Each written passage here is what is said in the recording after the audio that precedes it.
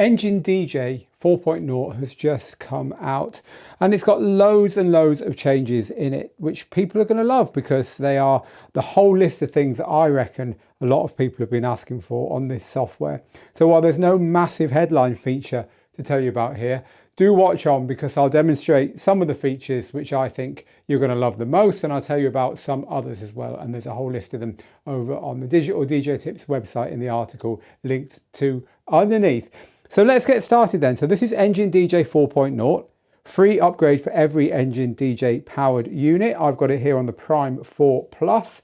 And the first thing I want to show you is the new way of getting the library to show in this view. This is the performance view, right, where you've got your waveforms showing. But you can now switch on a library view as well. And then you'll see the library here. And this also works in vertical mode. It puts the library in the middle. It's a really nice way of getting your current playlist here, and then it's easy to load from this playlist onto the decks. This works in 2-deck mode, it works in 4-deck mode. Really cool. Another thing you've got here now is you can choose between 2 and 4 decks and 2 and 4 waveforms as well.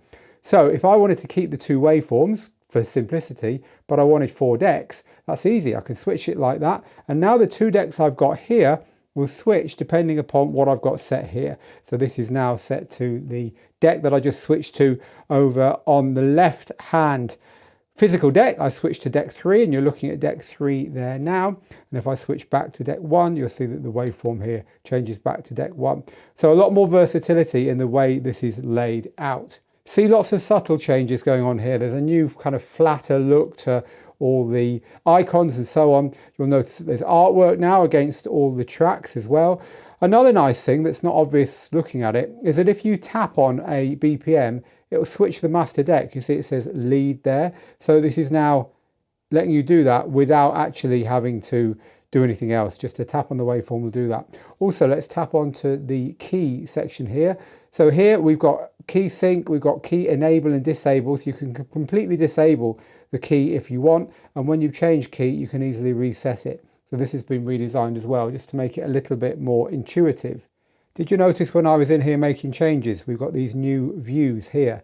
You can save 3 deck layout views here, and then they will be easy to switch to. So let's go to view 2. Let's set view 2 to all 4 decks, all 4 waveforms, vertical. Let's have our performance pads and our library showing there. A really busy view for view 2. Let's set view 3 for the absolute opposite. We'll go for absolute basics. So 2 decks, 2 waveforms, horizontal, and this time we'll go for no performance pads and no performance library view.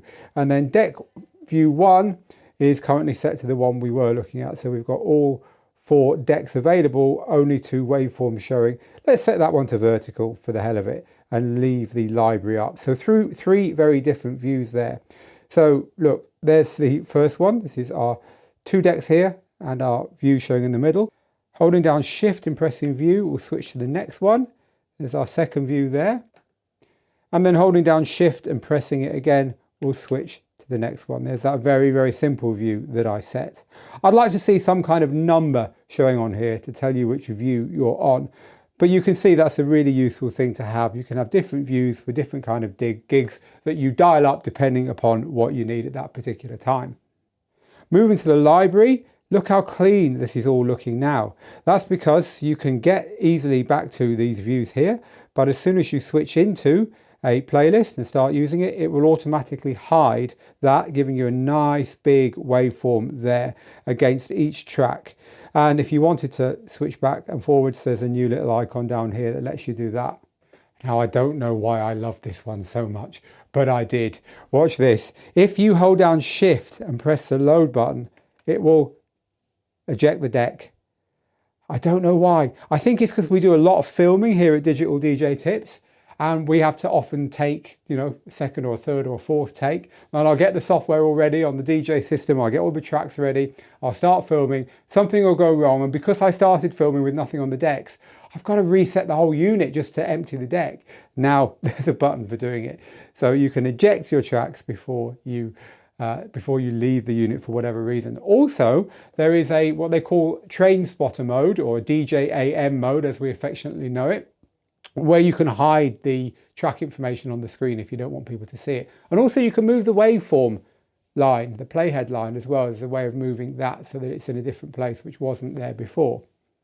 The search bar has been changed so that it looks the same no matter what view you're in, and also really nicely you can now search in the current playlist or across the whole collection. I know a lot of people are going to love that one.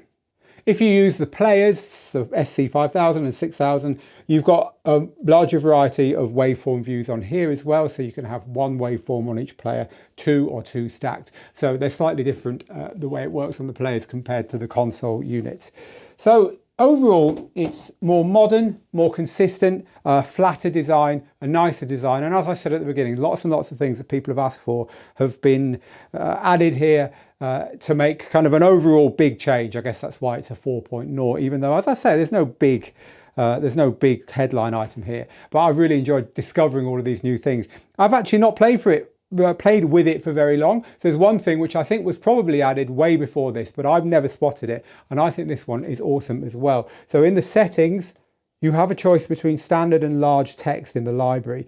On this screen, it's absolutely fine. There's no real issues. But if you're using one of the other units, such as the SC Live 4 or one of the Numark units with the smaller 7-inch screen, it's too small. It's just the text is, the screen's too busy for the amount of things that are being squashed into it. So I love that. Like I say, I think that probably came earlier and I missed it. There will be other things I've missed as well. So once you've got this, and it's available now, once you've got this installed on your unit, let me know your favorite feature. Let me know what you'd like to see them add that maybe isn't here, and I'd love to hear from you. Underneath is where to do that. But meanwhile, this has been Phil in the Digital DJ Tips studio with the updated Engine DJ 4.0 for all Numark and Denon units that run this operating system, saying get good, get out there, make the moments, and I will see you again very soon.